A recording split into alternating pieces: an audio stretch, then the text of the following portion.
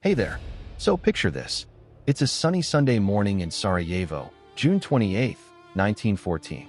A 19-year-old boy is standing on a street corner, clutching a cheap sandwich. He's just failed. Utterly. His friends have been arrested, his plan is in ruins, and he's convinced his life is over. He feels sick with despair. And then, by pure, absurd chance, an open-top car stalls right in front of him.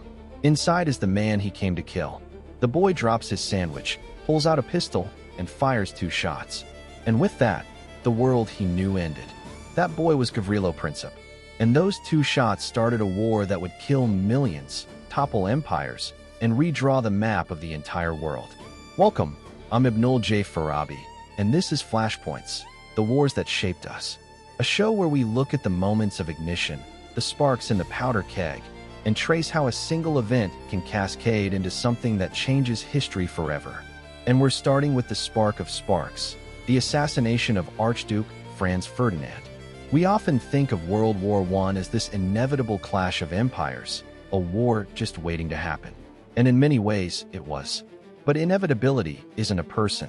It doesn't eat a sandwich, or feel despair, or get a lucky break.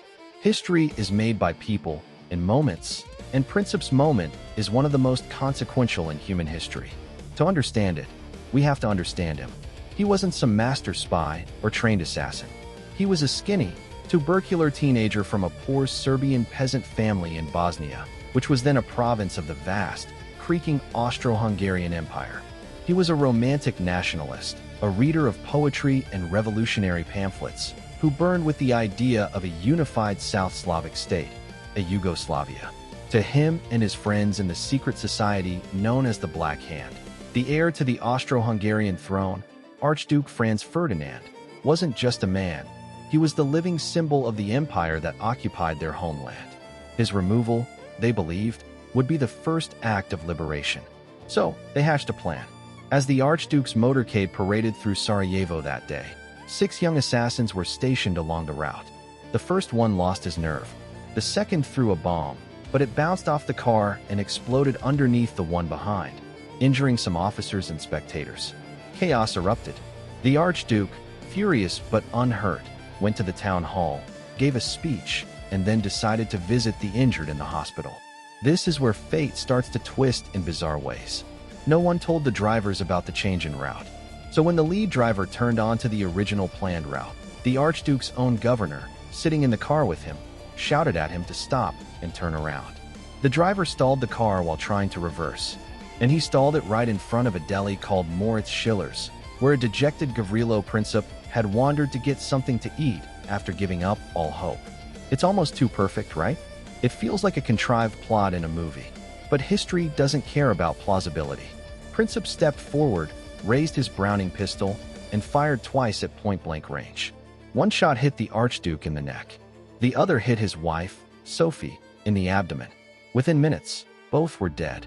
Princip swallowed a cyanide pill, but it was old and only made him vomit. The crowd swarmed him, and he was arrested. In that single, chaotic minute, the fuse was lit. But here's the thing. A spark needs a powder keg, and Europe in 1914 was one giant, interconnected, meticulously balanced powder keg. This is where we zoom out from that street corner. Because Princip's act didn't cause a war between Serbia and Austria-Hungary. It caused a world war.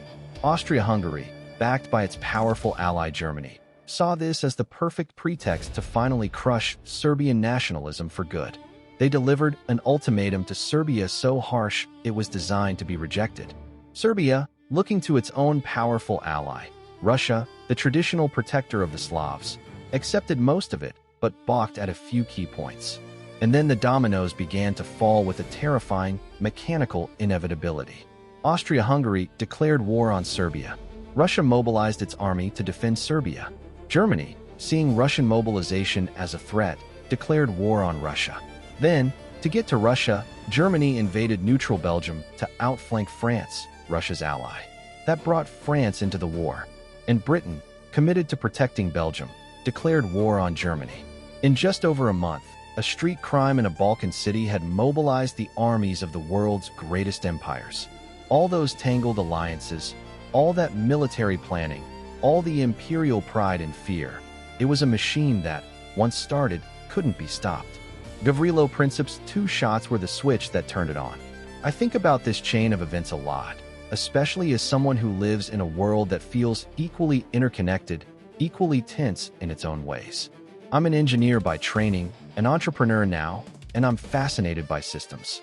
World War I shows us the ultimate failure of a system.